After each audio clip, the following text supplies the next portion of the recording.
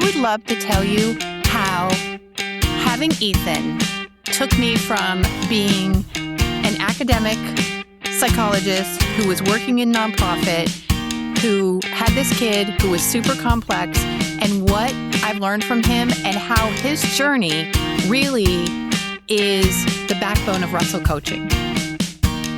Hello, everyone, and welcome to the Polaris Connection, your podcast that connects parents of autistic children with industry experts. I am your host, Brad Broyles, and I'm here with my breaking out of the box co-host, Nathan Palmer. Welcome to the show. That's my title for today, Breaking Out of the Box. Well, yes. I love it. You know, sometimes, Brad, your introductions leave me just kind of wondering, how do I respond to that one? But breaking out of the box, I think, is something that I will own and just wear proudly. And in fact, today, can we just talk a little bit about how to continue breaking boxes? Well, yes, and it goes with our wonderful guest that we have today. She has a podcast that talks about breaking out of the box. We are here joined with a wonderful lady from Tampa, Florida, Dr. Norrine Russell. Welcome to the connection. I'm absolutely thrilled to be here. I'm so excited about what you all are doing. I'm thrilled to be on here. I want to share my story. I want to share my son's story. And hopefully your listeners for this episode will take away a message of hope and encouragement that they flip to when they're wondering, are we going to get through this? Yes. Well, yeah, Norrine, and is it okay if I call you Norrine, or you prefer Dr. Russell or Dr. Norrine? Nope, just call me Norrine. Okay, Norrine. perfect. Well, we'll awesome. go with that. You know, one thing I want to say, and I love that you're also a mom of a neurodivergent child, because it's one thing to connect parents with just an expert that gives advice because they're a professional in the field. It's another to hear stories from parents. And I will tell you that connection and that practical experience, credentialed or not. I mean, I am not a doctor, anything, far from it, but there's something to be said about hearing your own story from somebody else, hearing what the rest of that story looks like, that just gives you hope. So I appreciate you being willing to be with us today. yes. Can I introduce you guys to the star of my story? Sure, Yes, we would love please. to. Come here, you. Can you fit your big adult self? I don't think so, no. No, come on. I won't hurt you, No, you're good. I don't want to hurt you. You're I'm going to good. hurt you, Mom. I know, because you're an Oh, awesome awesome. guy. Hi. Hi, Hey, how are man. you? Good, how are you? I'm good. What's Good. your name? I'm Ethan Russell, son of Mom, Norrine Russell. Ethan, your name is almost like mine. Mine is Nathan. So we're like kindred I get spirits called all the already. time where I work by one of the staff. And Well- Ethan, you got glasses like Yes. me, so you can see you can see better than anybody else. So, welcome. Not really, but I feel weird. I'm the only one without glasses. So I'm feeling left out of the club here. Well, You can have No. there you go. Now, You- Ethan, I have a question for you. Sorry, I didn't mean to interrupt, Brad, but your mom seems like she's full of energy. Is she a little over the top sometimes, or she is just always this vibrant? Tell the truth, man. You We can are be true. honest. most of the time, yes. Most. Great, that's okay. Yeah. Now, Ethan, how old are you, and what are you doing these days? I'm 17 years old and I have a job at a vet clinic. I'm doing my classes for vet tech. Oh, that's awesome. Amazing. So, Yeah. what got you into studying animals and being a vet? Well, when 2024, I got an internship with vocational rehab at Gregory Veterinary Clinic down by our house. And I stayed there for 3 internships, and now I'm working there. So I guess having that first internship there was what really sparked my interest in animals. Perfect. Very cool. What was exciting, and what was some struggles you went through in your internship? Well, they started me off with cleaning stuff, which the sensory issues I don't like. Still happen to this day when after cleaning the ear cones, it's kind of complicated, but there's in the sink, there's this cup of water that has solution in it. And I have to get the ear cones out and dip them in a little cleaning thing and then put them back. And that is a big sensory thing, but I do it. So that's one of the issues that I currently face and faced back then. What else have I done? Can I share something with you, Ethan? Yes. I don't have traditional sensory issues, but that would bother me too. And cleaning I struggle with. So kudos to you for being able to push through that. Yes. Yeah. I struggle with it too, and that's why I have 5 kids that can do it for me. Don't get any idea. Yeah. Around here, we're good with emptying the clean dishwasher, but dealing with the dirty dishes, we're still sensory working on. Yeah. Gotcha. Love it. Now, what do you like what do you like to do at the vet clinic? I prefer the animal interactions just because, yes, and actually that's the thing a lot of vet techs, I think. They want to be with the animals more than the people, from what my classes have said. So I like the staff. They're good, but I also like the animals more, to be honest. They're wonderful. Nothing against them, but dogs and cats are better. What do you like? Are you more of a cat guy or a dog guy? Dog, much more dog. I mean, I like cats, but I'm a dog person. I know. You I know what struggle with cats too. What? They want to hear the story of when you started as an intern and that woman was in the waiting room and yes. the dog and your 2 lifelong loves, your 2 lifelong deep dive interests of animals and the military, bam, coincided in Gregory Vet waiting room. Will you tell that story? Yes, I will. And then I have some addendums for that as well. Okay. All right. So this big German Shepherd was brought in one day. His owner was like an elderly woman, and I believe that her husband was in the military, but he passed away at some point. I could be misremembering that, so take that with a grain of salt. But this dog, none of the staff knew what his name meant. It was Verdun, which was the name of the longest battle of World War I. It's the French city of Verdun. It was, I think, 300. There's a song about this 360 something days of sheer fighting in the trenches. And the dog was named after that battle. And no one else, Gregory, knew that except for me, so it was kind of a point of interest. Addendum, that dog tried to bite me once in the lobby. He's had to be muzzled a lot recently just because he's getting older and grumpy, so yeah. And how did the dog owner feel that you knew what that dog's name meant? I believe she was happy about it, but again, I think she was pretty appreciative of that. Yeah. How did you feel when you learned the name of the dog? Interested. I like the military stuff, so that was kind of interesting to me. Yeah. I love connection, Ethan. And I think that's the thing that gives us purpose and joy is when we find something to connect with. And isn't it amazing the places that we can find that connection, like a waiting room at a vet clinic? That's awesome. Yeah. Or on a podcast like this. Now, we're kindred spirits too, because I'm a big war history buff. I love history. So we're buddies now, Ethan. Yeah. We're buddies. Another random connection that I have with Gregory. You obviously know I have autism. Mom told you that. Mm-hmm. So one of the staff there that I'm really close with has an autistic son as well. So I learned that, and so she's teaching me stuff now as well. So yeah. And you're teaching her? She asks you stuff, doesn't she? Yeah, I think. Yeah. Occasionally, not as much because she's doing the teaching here, but. Oh yeah. Okay. Fair. Yeah. Fair. So that's one of my other connections. Well, I had there. I don't remember that much from Gregory other than those 2 main things, but... You're good, man. You're good. Yeah. Thanks for coming on the show. Yeah. I love it. Is that all you... Ethan, thank you. Thank you for storytelling and for sharing. We were telling your mom, this podcast is all about sharing stories, and your experience is now one of my new favorite stories, that meeting a dog with a historical war, military background at a vet clinic. That's awesome. Awesome. I love it. Ethan, I'm glad you told your story. Yeah. I'm here anytime if you guys need any more, so just ask Mom. Love it. Thanks for the offer, buddy, and thank you for being in our program. Yeah, You're welcome back anytime. Perfect. Thank you. So, Dr. Norrine, we are so excited to learn more about you. I know our audience is excited to learn more, so tell us a little bit more about your background. Sure. Yep. So, in terms of my background, I went to graduate school to study psychology. I studied developmental psychology, studied what are all the things that kids and adolescents and young adults need to grow into healthy, functional, competent, psychologically sound people. So I'm not a clinical psychologist. I don't study abnormal behavior. Okay. So my whole background is, what do young people need in order to grow up happy, healthy, competent, etc.? And a lot of my work is has to do with educational settings and how they can be helpful, but how sometimes they can be not so helpful. So when I finished graduate school, I was a professor. I did teaching and research. I loved doing applied research in the community.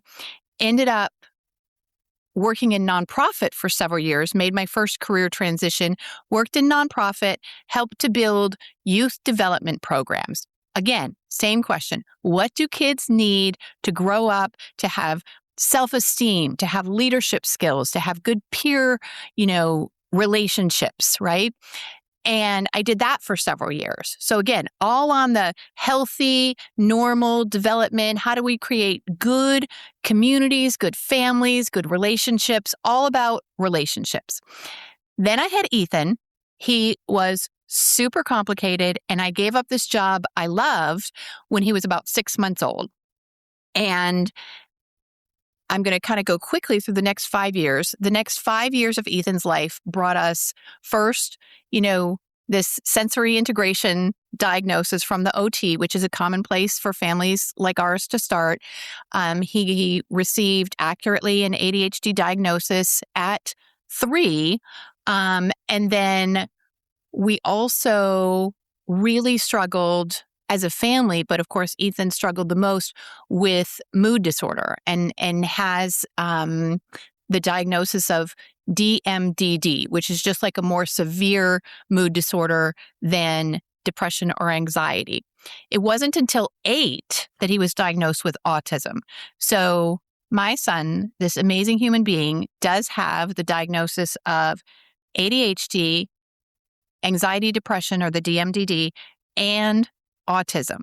So I've left this job that I love, right?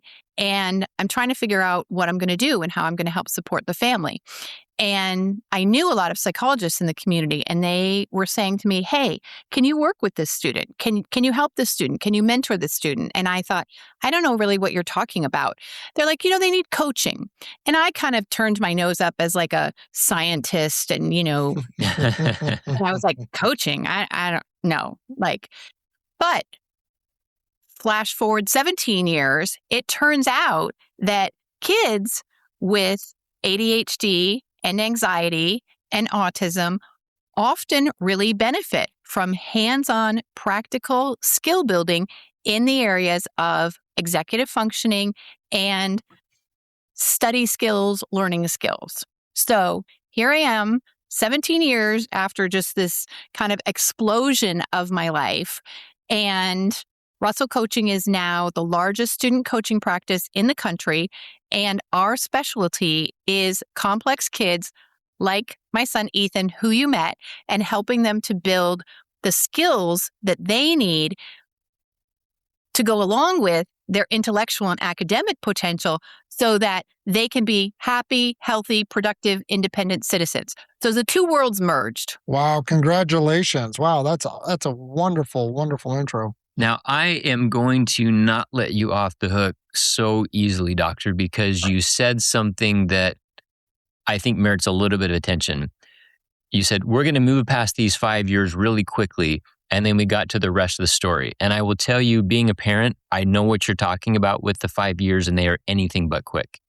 For those of our parents that are new to this world, that are fresh in it, or that are just in the thick of it, can you maybe just help share a little bit how you made it through the 5 years? I know that's maybe an unfair question, and I know there's probably a lot to say there.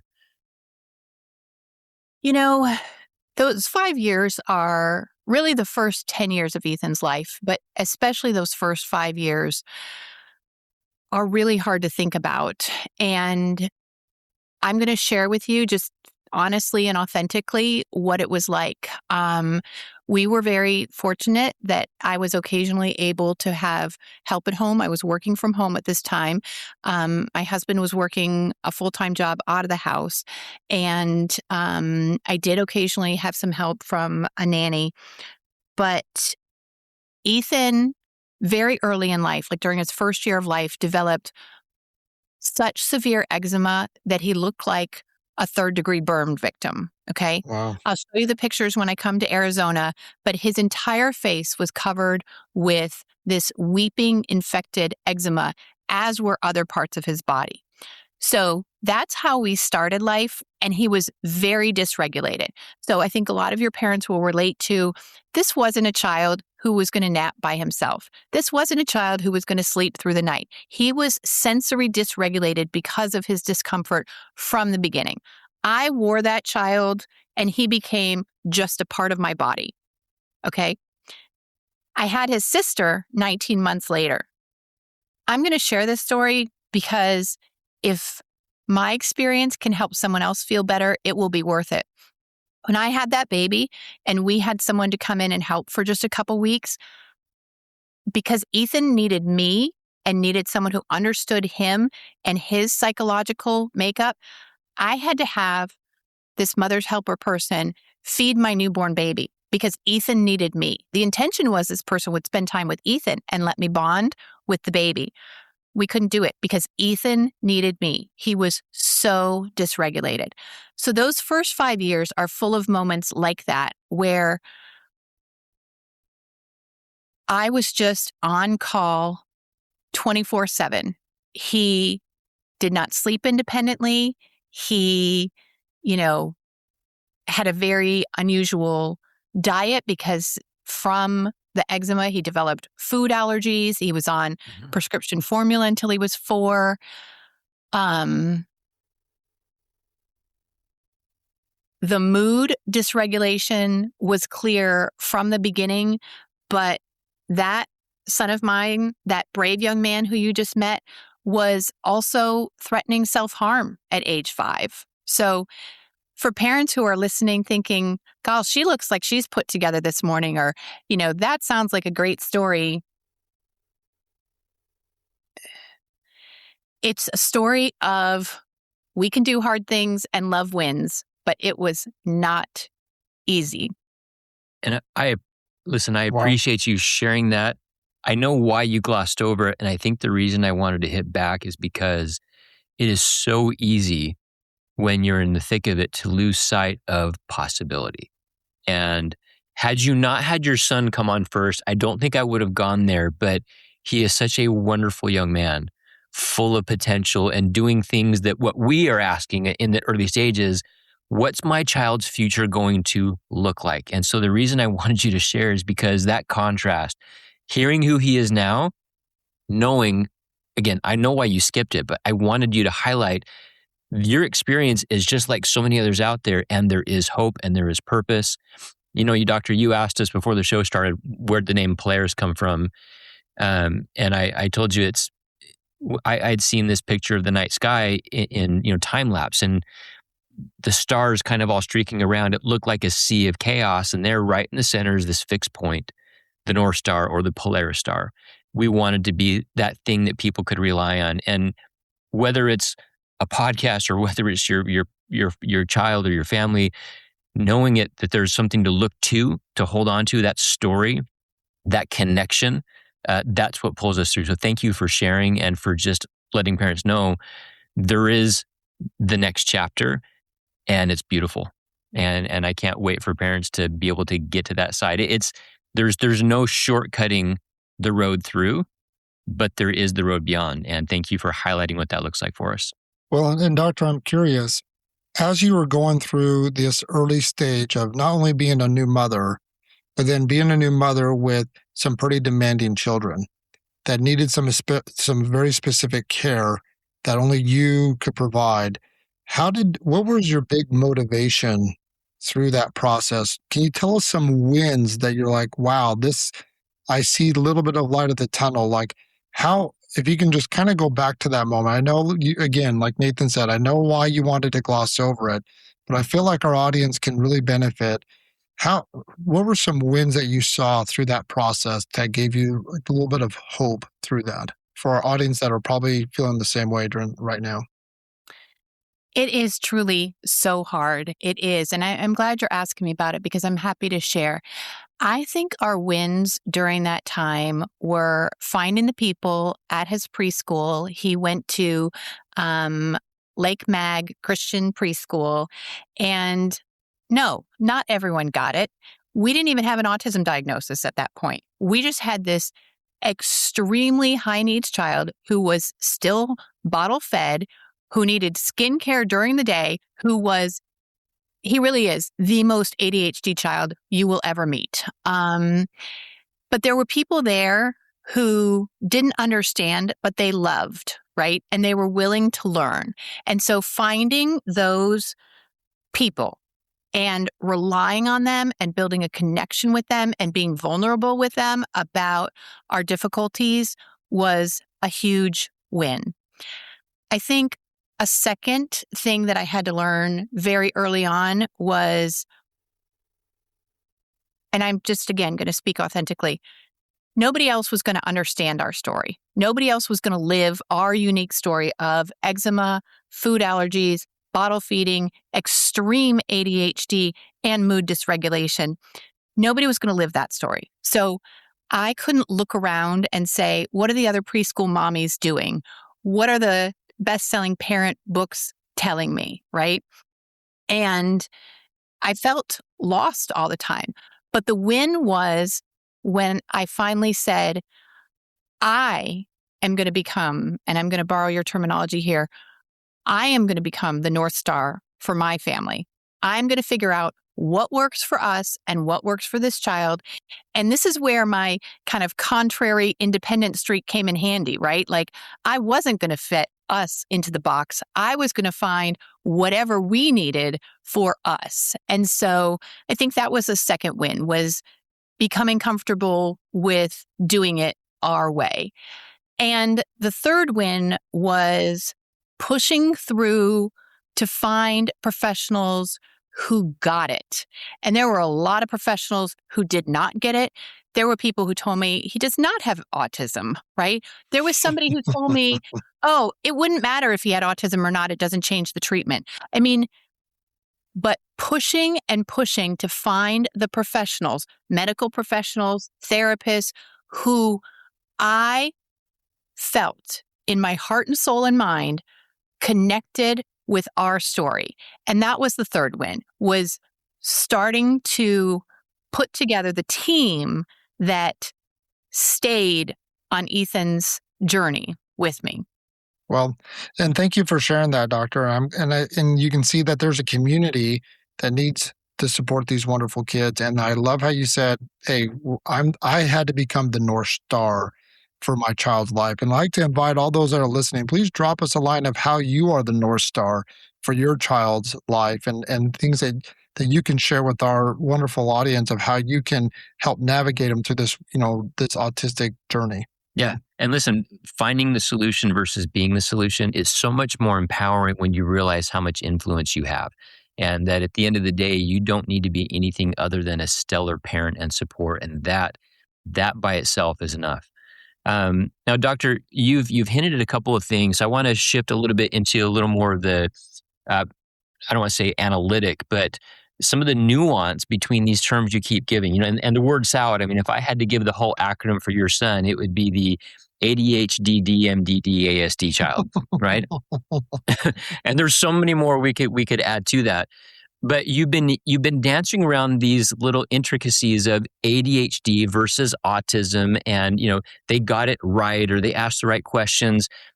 We have a general sense, and I think maybe we talk about these things a little bit too loosely, but would you help to highlight maybe some of those core distinctions between what is ADHD versus autism spectrum disorder, just to help kind of highlight, what maybe we should be looking at other things instead of just encompassing everything under this giant, autism umbrella. Like there are things, they have labels for a reason and they just help us understand. So could you help to walk us through some of that analysis? What I think, yes, of course. What I think is helpful about language is it allows us to build connection and community, right? So we can have a conversation all day about diagnosis and how does it make us feel and how did it feel to get this diagnosis, and are labels helpful? But in my experience as a parent and a professional, when we have a common language, then we can create connection and community. And that is what I need both when I am a parent and when I'm working as a professional. So we talk a lot at Russell Coaching about the 3 A's: ADHD, autism, and anxiety. And Ethan technically has DMDD, so we could throw D and M in there, but really we talk about the 3 A's. So let's break it down a little bit for your listeners. ADHD is the inability of the brain to automatically regulate attention, okay? It's not a lack of focus. It's not an inability to focus. It is basically a neurodevelopmental disorder where the brain doesn't automatically check into what's going on in the situation or the classroom or at home, okay? And it is accompanied. Can I give some layman's term context to that, right? And forgive me for interrupting, but what I'm hearing from you is like when you get involved in a conversation, like there's been points that you and I have been talking, and there are things going on all around us, and I see lights and people passing by windows, but my brain is able to kind of phase in and just say, I'm talking to Dr. Norrine right now, and I'm not paying attention intentionally. My brain's like doing this filtering process for me, right? So am I hearing you correctly that in an ADHD child, that filtering mechanism is not so acutely tuned in or maybe not at all? And so the ability to go, I'm with you now, your brain is not allowing you to do it because you're giving the same amount of attention to everything else. Exactly. Perfectly put. Yes. In someone without ADHD, the brain checks in. In a person with ADHD, the attention is scattered through no decision or lack of willpower or poor character. It is a neurodevelopmental process. Got it. You know, Brad, it's kind of funny because like when I'm talking with my wife sometimes, and I need to be better at this, but giving her the attention, like letting her know I'm here, I'm with you, I'm listening, right? So they feel like the most important person in the room. I'm almost, I'm trying to imagine if I have ADHD, it's like everything is the most important thing. Yeah, I already know I already have it. Right? This bottle of water becomes the most important thing. Wait, no, it's I'm this all thing. over And the now place. that's, it gives me a lot more sympathy, right? Because not having that lens, it could be very frustrating. Like, why can't you just pay attention? And it's not a matter of reinforcing and just training. Let me just program it in. It's that their brain doesn't, right? And that gives me a different approach. I love it. Thank you. Right. It's not a choice. It's not defiance. And the reason I started with ADHD, even though really, a little bit more our focus is autism, is your listeners may not know that the autism diagnosis historically has always included trouble with focus. And in the very last kind of book they published for the, people who do this stuff, the mental health professionals, attention problems are no longer part of the autism criteria. But 50 to 70% of kids with autism also have ADHD. So we can't make any prediction about the students at your school, right? We're talking about, national statistics. Mm-hmm. But let's just loosely say that a half to 3/4 of the students at your school, and I'm kind of assuming they all have autism, also have ADHD. Mm-hmm. That is a profile in and of itself that is a constellation of behaviors and habits and tendencies, and we would say symptoms, if you will, right? Sure. And so understanding the connection between the two is why I started with ADHD. Autism, technically, and I know your listeners are familiar with this from a lived experience point of view, is diagnosed because a person struggles with two things: reciprocal social communication, not communication, but reciprocal back and forth. So the three of us are having this conversation where you throw something out, I respond to it, you respond to what I'm saying, right? I'm not going on and on like a little professor, and neither are you, right? People with autism have a tendency naturally to be in their own world when it comes to communication. They can communicate, right? It's the reciprocal back and forth part that's a problem. The other piece of autism, technically speaking, is rigid, inflexible patterns of behavior or interests, right? So the kid who loves trains, the kid who loves fire trucks, the girl who loves animals, right? And then kind of this insistence on sameness and routine. And so those are the things that technically define autism.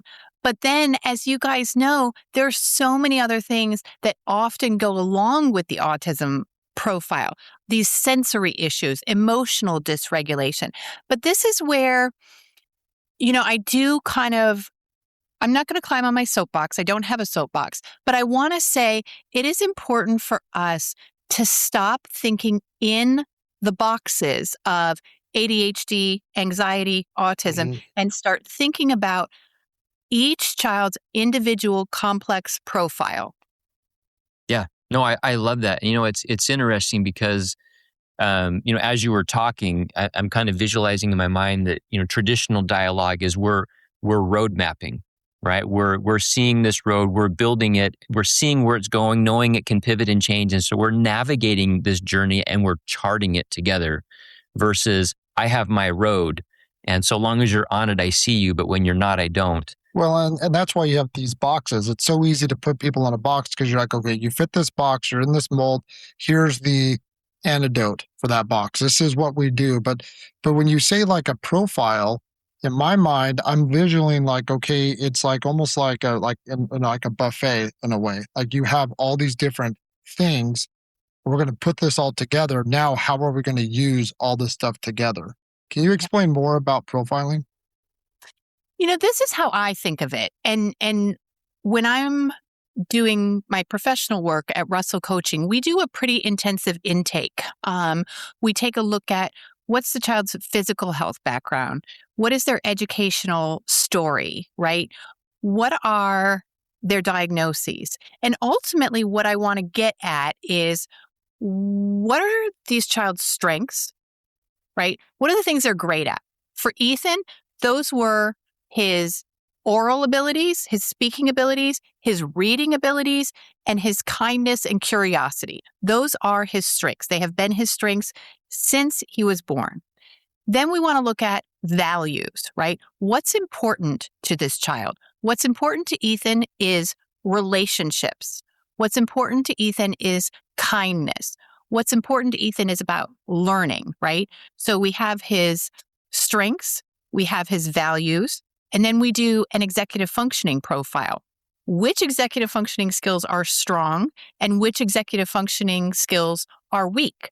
And so for Ethan, some of his that were weak were time management, self-regulation in terms of like self-monitoring, realizing like what I was doing and changing the process. Some of his that were very good were task initiation and task completion.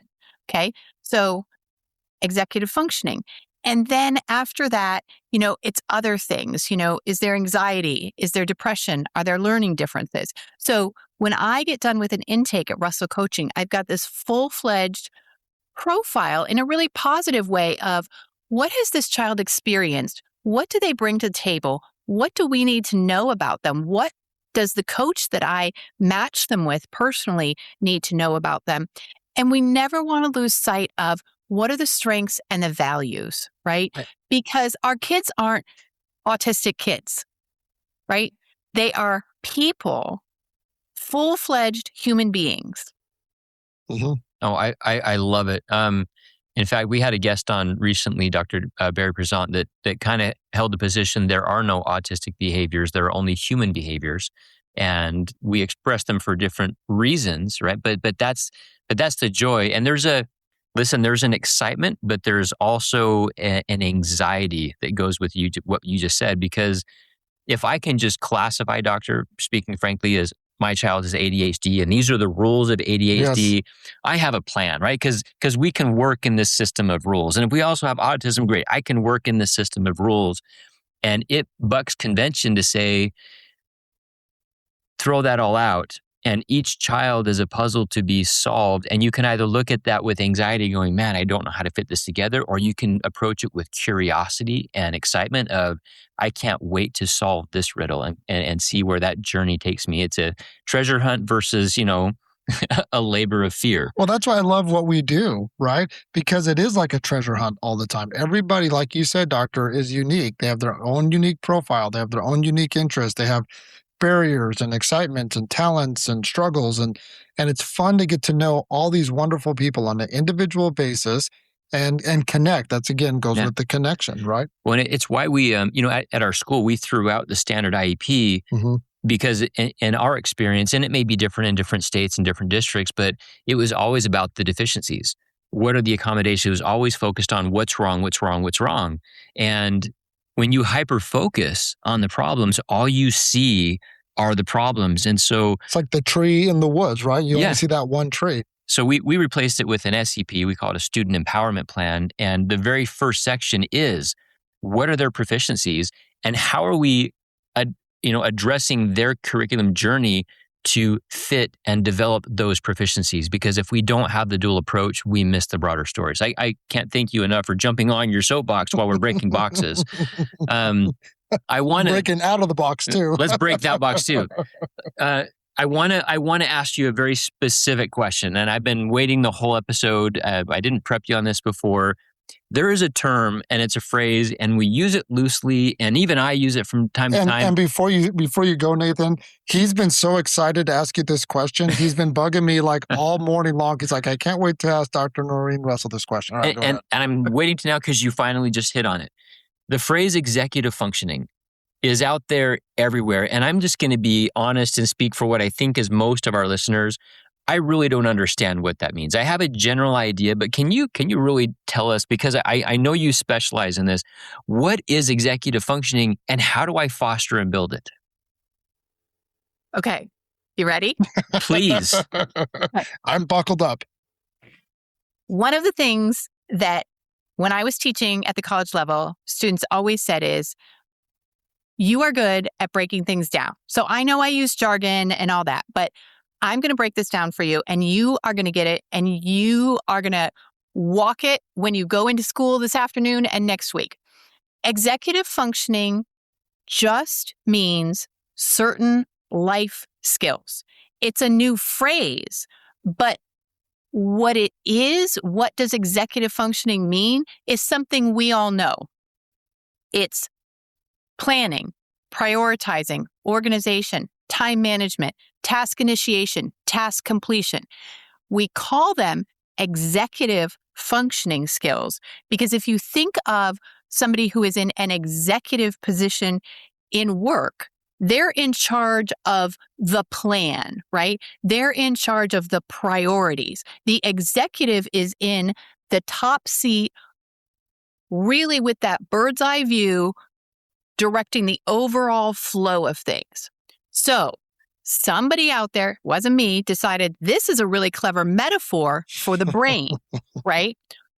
The executive in your brain uses all these same skills, planning, prioritizing, time management, sustained attention, to be the executive of your life. Hence, executive functioning skills. I don't personally think it's the most intuitive language, but that's all it means. The skills underneath it are the same life skills people have been practicing since the cave days. What's important to me? How do I get it done? How do I work with others? How do I get myself to do it? So the underlying concepts are just life skills. The jargon of executive functioning is a new term. And yes, it's everywhere, but that's because these are truly the life skills that help students to become independent, autonomous, competent adult citizens, right? You can learn all the math facts you want. And believe me, I'm very pro math. But if you can't figure out, which math class do I need to take next? How do I talk to my math teacher? How do I study effectively for the math placement test?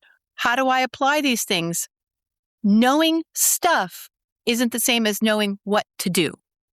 Gosh, listen, I think that's probably the first time I've really fully incorporated. I'm the CEO, Brad's the CFO. So like we're running the executive functions.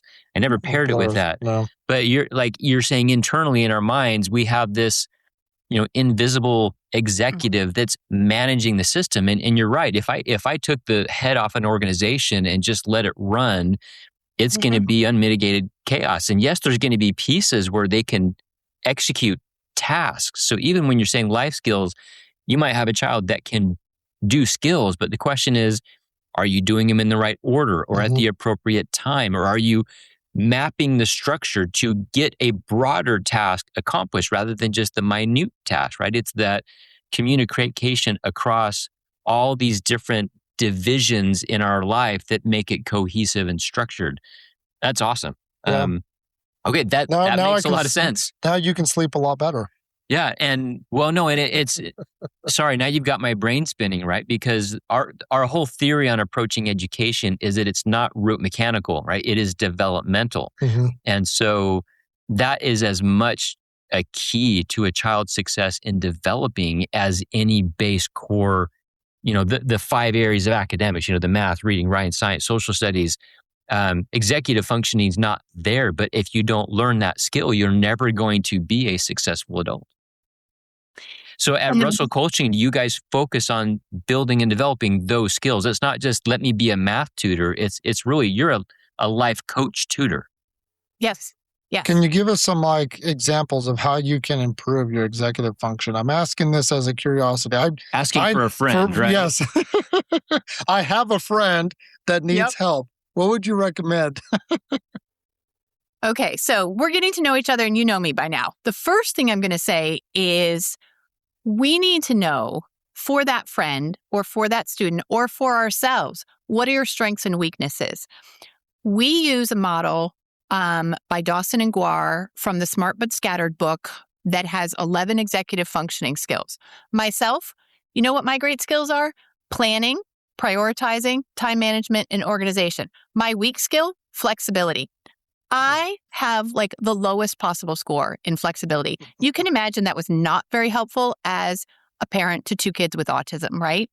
So the first thing we want to say is what's your profile, right? Where are your strengths when it comes to executive functioning and where are your weaknesses? And most importantly, what are the pain points? For me, not being that flexible is not a pain point that much unless Ethan is in meltdown mode. Then I have to be flexible, right? Yeah. So there's lots of, and we could do a whole show on this. We could do a whole in-service on this, but we can take those, core 8 to 10 executive functioning skills and say, here are tips for how to do this at home and at school.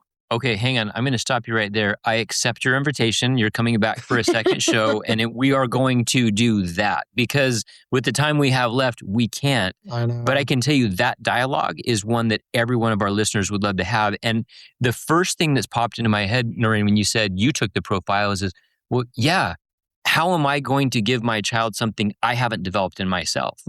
And if I'm not looking internally, and it's not that I think, if I'm hearing it, I don't think it's important to be high on every executive function skill, but it's important to know your style because there are different styles and different ways to cope. The areas where you're low, there are, tools, I would guess, but it doesn't mean you're bad. It just helps you to understand. But I'm curious if I can ask, how did you? Because now that we've interacted for the last almost an hour, I can tell that you are really good at being flexible. So how did you build that skill? That's interesting. I can see that you're very structured and I can see that you're organized, but flexibility, you've done very well, at least within the last hour. So how did you improve that skill? Can I speak to your listeners when I answer this? Yes. The beauty of having a child like Ethan, who was so very dysregulated and so clearly not going to be in any box or any series of boxes or any geometric shape we could even imagine, right? The beauty of it was the clarity. Norrine, throw away everything you learned in your developmental psychology PhD program and start going back to learning this child as an individual use the scientific method. And the beauty of having a child who was so challenging and just blew our home life, our marriage, my work apart is that it was clear. Norrine, adapt or die, right? And so we have a couple family mottos in the Russells. They are love wins, we can do hard things, and there's no such thing as other people's children. And how did I develop flexibility? Wow, I love it. Oh, my kids will tell you, love wins, we can do hard things. They know it. And how did I develop flexibility? I went to therapy and got rid of some of the parent scripts from my childhood of my dad who was authoritarian, had to be in control. To be a parent was to be in charge, top down. I had to work through that. And I had to lead with love. And I had to give up a lot of what was important to me, which was being able to predict and being able to control. I had to kind of face facts and sacrifice. And I like my things in order. I like structure to the day. But I had to learn to compromise on a deeper level because that's what my child needed. And it was worth it. If I'm going to say anything, I'm going to tell you it was worth it. This kid is turning 18 in a month. He is in dual enrollment. He's going to double major in college with vet tech and communications. He's an all-A student. He's an 18-year-old boy who has had a job for 2 years. Mic drop right there, right? Yeah. He comes out to my car when I get home and he says, Mom, what can I bring in for you? I mean, so I don't know. I don't have any tips and tricks on how I develop flexibility. I just kept reminding myself, what are my values? And get rid of the old script from your childhood that to be a parent was to be in charge and the boss. Well, that's the tip and the trick. Honestly, doctors, you became the solution and you fully harnessed your capacity to solve the problem. And problem is the wrong word because it's your child, right? You took the challenge to go, I don't understand my child. That's the problem.